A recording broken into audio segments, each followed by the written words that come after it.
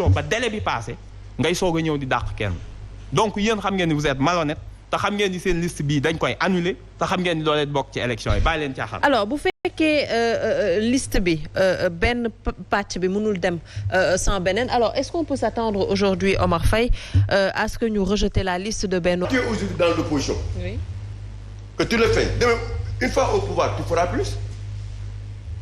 Tu feras plus alors que c'est une coalition de suppu kànja am na yaaboy am na gejja am na jën am na Masamba am na Mademba à tout moment ku ne mën na ci fot parce que bu fekkee dañuy kon ku nekk da ngay oote gëm-gëm comme am na ñoo xamante ni du ñu ànd c'est une coalition pour aller vers autre chose mais bu fekkoon ne rupture kese la ñuy am comme Babacar Diop Sonko Bougane ak ñooñu ñooy ànd parce que dañuy waxoon fii ne képp ku xamante ne mës nga laale nguur sax du ñu ànd yow mës nga laale nguur du ñu ànd yow donc kon tey am na compromis il y a des compromis qui ont été faits donc politique aussi nii la nañ leen ko nangul na ngeen ko nangul aussi parfois ni nga xamante dañu nekk opposition pouvoir ñu leen koy xalaat gëm leen ne aussi yéen tey bu ñu leen attaqué sur ce sens na ngeen xam ne aussi nit ñi waxuñu ko parce que dañu bëgg a xamal ne da ngeen ñu ko waxoon te amul donc foofu il y a problème lu nit di wax da koy gëm moo tax am na benn jour maa ngi gis Karim Xurum Xax mu ne am na benn poste kii bu mu def damay dégg parfois dinaa leen déglu ñuy wax nee na képp kuy mbokk Sonko na nga ko jëli fa mu ne rocc ko xëcc ko parce que foofu mu nekk noonu du place am parce que ña mu àndal bokkuñu même logique. Abdou Karim Gueye. wax na ko waaw mais bi ñuy wax Sonko si en 2000 ne dem na élection mais c'est parce que il était dans cette logique de rupture moo tax mu am li mu am. Personne ne pouvait jamais imaginer aujourd'hui que cette coalition tey ñu ko def avec les Khalifa Sall avec cette dame qui taxait Ablaye Wade de Ablaye Wade de fantomas et qui à un moment donné est venue avec Wade jusqu'à arriver aujourd'hui à Yewwi muy kii Mbodj boobu. oui mais c'est que politique tamit dafa am fu muy yegg foo xamante ne. yéen yéenay wax ñun ñëpp fi toog ku wax ñu indi la vaar. comme que vaar nag dafa am. mais Omar waaw mais dañoo nekk ci contexte boo xamante ne quand même il faut ñu dem ci ay coalition non nag bu ñu wax ay contexte boo la waxee contexte rek kon nañ bàyyi yenn wax yi de rupture donc bëgguma aussi ñi ñuy taxaw naan ay rupture te à un moment donné contexte bi moo tax il faut ñu def lii contexte bi moo tax ñu wax lii kii tamit contexte bi moo ne kii tamit kan li mu wax tamit boo ko dégloo kan nangu na ko dina donc contexte bi moo tax gannaaw ba ñu jëlee ñëpp ñi nga xam ne dañu leen faloon maire ñu investir leen député xel nangu na à ce que ñu jël baaba ko def ko si dessus loolu xel nangu ko yow net dañuy waxtaan rek logiquement logique pour logique xel nangu na ko donc c'est dans cette logique là moom la ñuy wax moo tax nit lépp lu muy wax wala lépp lu muy jëf na xam ne lu mu gëm la bu ko gëmul na bàyyi bu xamee ne nag ne que attention vous qui êtes à Yewwi dites-vous bien que aujourd'hui kon xam ngeen ne la politique a ses réalités la politique a ses réalités yoo xamante ne parfois nit ñi même bu ñuy critiquer du ñu amener affaire bi à un certain niveau dinañ xam ne demain il peut y avoir des compromis mais tey bu fekkoon ne logique pour logique la rupture pour rupture la tey Babacar Sonko Bougane ak ñeneen ñi nga xamante ni ne laalewuñu wala mosuñu yor responsabilité tey ñooñu ñooy àndal ñi nga xamante ni nag PDS la ak ñi nekk wàllu te nekk ak Khalifa Ababacar Sall ak ñooñu. kon ñooñu ndax ñooñu au moins foo nante nañu ak nguur mais ñii mosuñu ko def. donc maintenant il faut que ñu xam ne à un moment donné il faut y arriver. à un moment. oui. que ñi bokkul gëm-gëm ànd ngi pour un objectif bien déterminé moo am ni. contexte moo koy laaj. non mooy bàyyi leen contexte amee contexte donc bu ñuy wax contexte donc il faut pas être parfois trop nihiliste parce que quand tu dis boo waxee loo xamante ni day arrangé nit nga ne kii ku baax la suba boo waxee leneen ñu ne kii daf ma contre alors que yow à un moment donné il arrive la nga doon reproché nga xëy ko def ko. d'accord. c'est ce qui se passe actuellement. c'est ce qui se passe actuellement et c'est regrettable parce que ñoom ñoo wax. quand tu dis le communiqué bi nga xamante ne moom la Babacar Diop def ak les déclarations faites par les autres. avec rek c'est-à-dire du Babacar moo def. mooy FDS waaw di exprimer. une position individuelle mais directoire politique. FDS moom moo génne la ko. exactement maintenant boo gisee communiqué bi ñuy def ak les déclarations faites par les dissidents. on peut les considérer comme ça comme des dissidents ou bien au moins par des frustrés. ki nga xamante ni ils ont des partis politiques ils ont montré ce dont ils sont capables dans ce pays tey def. da nga naan y a problème te profil investiture yi. ñoom dégagé woon nañ ko profil investiture tey bu ñu ko xoolee ma xool yenn profil investiture yi ñu def di nga xam ba xam Babacar mii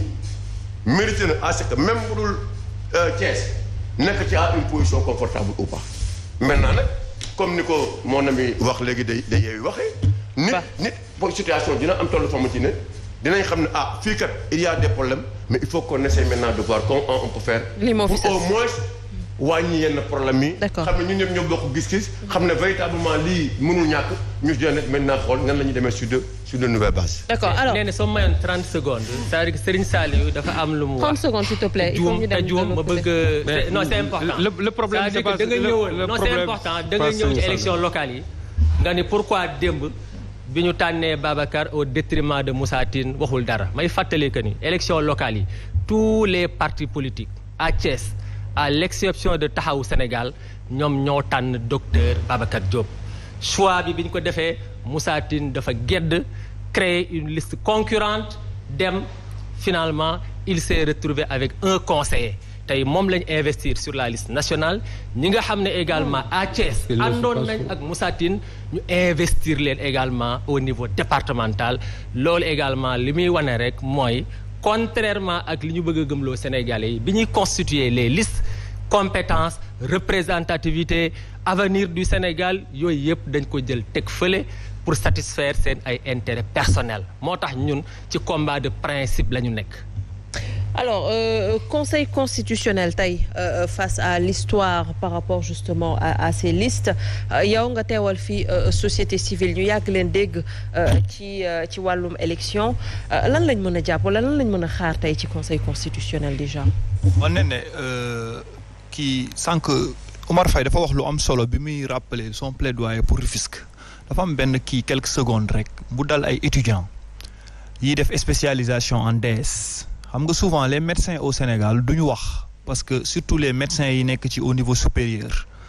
donc daf ci am ay médecins jamono ji yuy def spécialisation DS diplôme interuniversitaire yi daf ci am ñoom dañu war a dem Paris eggali ci ko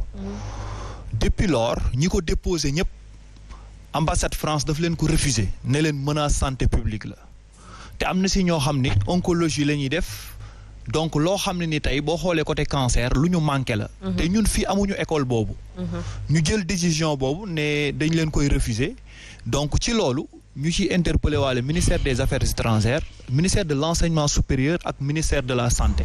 parce que amul Sénégal te comme tubaab yi ñëw nañu teg seen benn système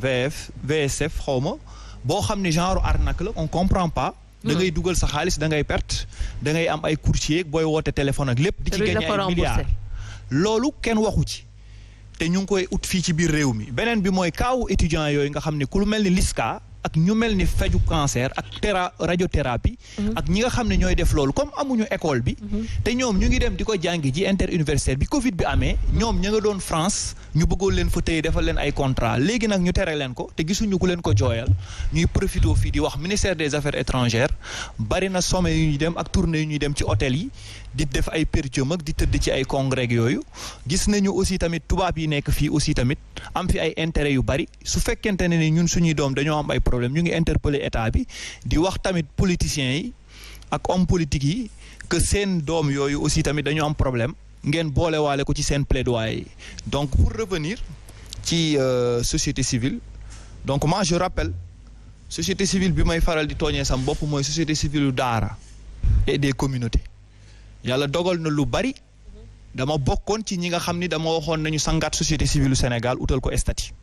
comme ni ma bokkee woon ci ni assise des médias c'est une urgence parce que léegi kenn xàmmeetul observateur ni chroniqueur kenn xàmmeetul journaliste ku ci nekk am nga coalition booy liggéeyal ku ci nekk am na procès bu ñu la recruter pour nga waxal fa nit te ñaari secteurs yooyu ñoo yor Sénégal ñooñu principe de neutralité bi ñu war a am stabilité daf ci bokk ak jàmm ci loolu nag am na société civile institutionnelle bu fi nekk am na société civile politique bu fi nekk mais société civile politique bi fi nekk société civile institutionnelle bi fi nekk dama leen di jaajëfal donte d'accord ak ñoom ci lu bari parce que conseil constitutionnel affaire parrainage bi mu amee daaw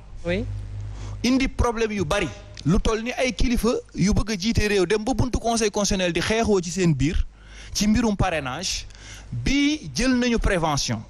ku mel ni ñoom mu njaay si seeg ñooñu daal di organiser ba mu am tirage au sort tirage au sort boobu moo ñu permettre à ce que bi yoon amuñu problème buuxante mais ñoom coalition yi ñoo amoon problème mu defar liste ak problème mu ñëw waxtu pour wax la le problème c'est les